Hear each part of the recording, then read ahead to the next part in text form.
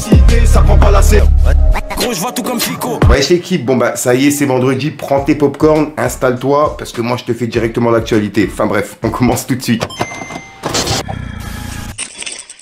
Bah équipe, pour recommencer cette petite actualité du vendredi, on va parler de CKO, enfin CKO. Dites-moi dans les commentaires comment vous le prononcez. C'est l'émission de Chris Iconic et Pete Balou. Et ben là, ils ont invité Lacrim, qui sera disponible pour dimanche à 18 h sur la chaîne YouTube de CKO. Donc ouais, j'ai hâte de pouvoir le voir. Je sais pas s'ils vont parler de l'affaire avec Maes, tu vois, le clash qu'il y a eu, et ce qu'il y a eu avec SCH, etc. Tu vois, il y a eu pas mal d'affaires. Donc ouais, j'ai hâte de voir les sujets qu'ils vont traiter. Dites-moi ce que vous en pensez l'équipe. Ensuite, je viens de tomber sur un tweet de Raplume. Et en gros, il parlait des certifications, tu vois. Combien un disque d'or ça rapportait. Et je vais vous le lire. En gros, il a écrit: un disque d'or, plus de 50 000 ventes, rapporterait entre 350 000 et 700 000 euros. Un disque de diamant, plus de 500 000 ventes, rapporterait entre 3 500 000 et 7 millions d'euros. Concernant les streams en général, 1 million de streams premium rapporte environ 4 000 euros. Donc voilà. Donc vous avez à peu près les chiffres globaux par rapport à ça, tu vois. 1 million de streams sur Spotify, il faut que ce soit des comptes premium, ça rapporte 4 000 euros à l'artiste. Dites-moi dans les commentaires ce que vous en pensez, mais 1 million de streams, que ce soit sur Spotify, iTunes, etc., c'est vraiment énorme à faire. Donc ouais, dites-moi ce que vous en pensez l'équipe. Ensuite, il y a quelques semaines, on a parlé de 404 Billy et de son album Samo qu'il a sorti. Et il est passé en interview sur la chaîne de Driver. Et ça, c'est ce que je vous ai parlé en vidéo, tu vois. Et j'ai oublié de vous passer un passage. En gros, dedans, il a parlé de Benjamin Epps. Et je me suis dit, vu que je l'ai oublié de le mettre dans mon ancienne actu, pourquoi pas la remettre là-dedans, tu vois. Pour les personnes qui l'ont pas vu, je vous passe un extrait. Et je vous invite à aller voir l'interview qui est disponible sur la chaîne de Driver. Et encore grosse force à lui. L'interview, elle était grave intéressante. Bref, regardez. Mais après, Epps, tu vois, il a un pays derrière lui. Ouais. Comme lui, il a dit, il est sur le come-up. Bon, voilà.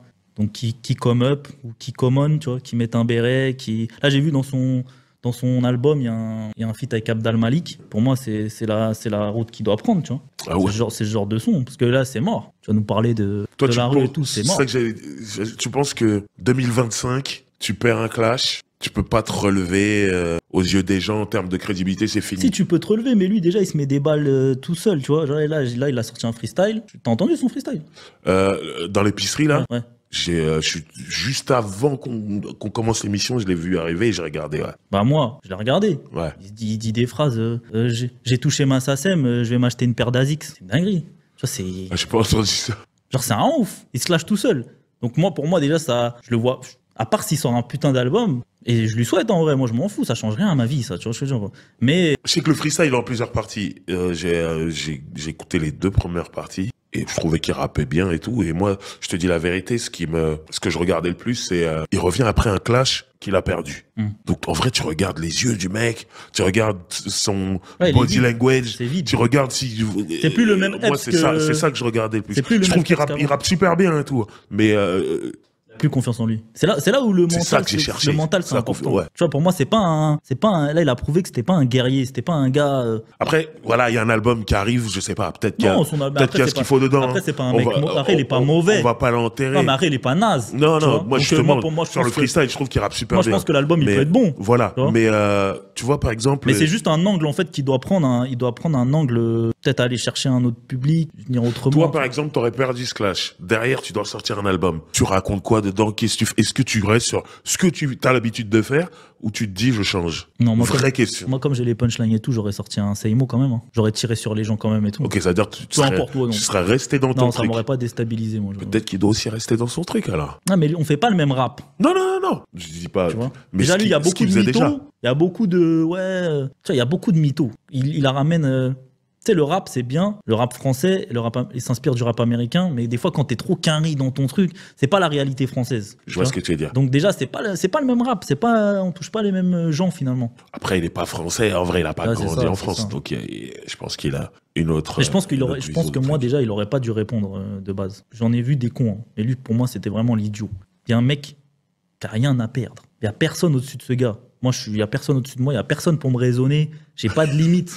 Tu vois, j'ai pas de limite, je peux aller où tu veux. Il y a personne. T'es le genre de mec au quartier mais qui ouais. il va se battre toute l'année et il revient. Voilà, et il voilà. Tu vois, revient. quand on y va, on y va. Et Ouais. lui, pour moi, je sais pas comment il a été conseillé, mais pour moi, il a été mal conseillé, tu vois. Moi, je pense pas. Moi, je pense qu'il est sûr de son kung-fu aussi. Je pense que lui, il se dit, Il était pas sûr 404 milli, je peux me le faire. Il était Je pas pense sûr qu'il de dit son ça. kung-fu parce qu'il a dit je répondrai plus. Il était pas offensif. Lui, il recevait les coups, il a mis une petite droite pour dire ouais, regardez, je lui ai quand même rendu le coup, mais il a pas dit vas-y, viens, on y va, tu vois. Il était pas offensif dans. Ok.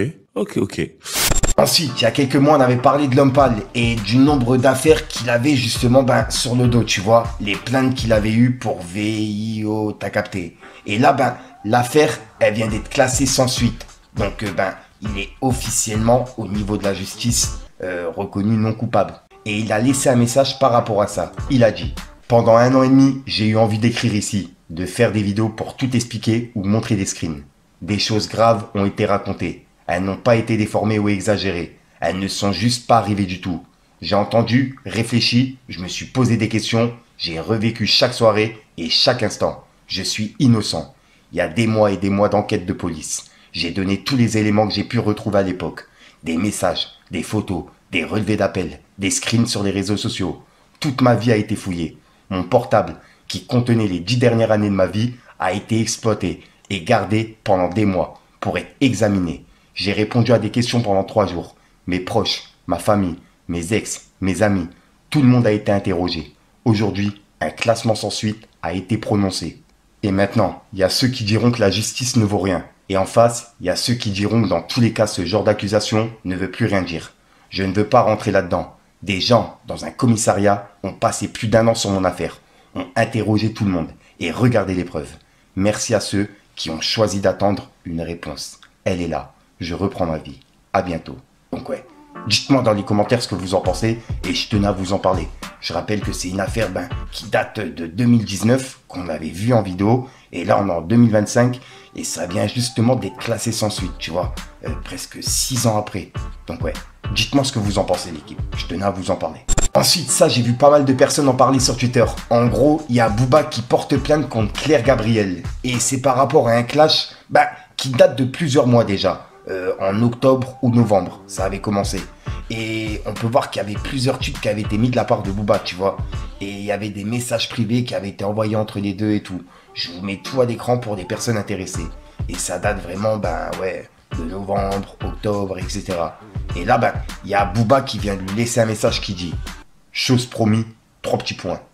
Et il a écrit « À la suite des propos portant atteinte à l'honneur et la considération de M. Eli Yafa, publié sur le compte X Claire Gabriel, une plainte en diffamation a été déposée devant le doyen des juges d'instruction, près le tribunal judiciaire de Paris. Tout propos calomnieux sera systématiquement poursuivi. » Et voilà. Donc là, il annonce qu'il porte plainte contre elle. Et il y a une personne dans les commentaires qui a dit « Et après, ça vient Vanny Gims qui a plainté. » Et il a mis des emojis en fou rire. Et Booba, il lui a répondu « Je porte pas plainte contre les rappeurs, ni les gens de mon espèce. Par contre, ceux du système, je me bats avec leurs armes. PS, suce-moi le poireau. » Et il a mis un emoji qui est en fou rire. Donc voilà, c'est la réponse de Booba par rapport à ça.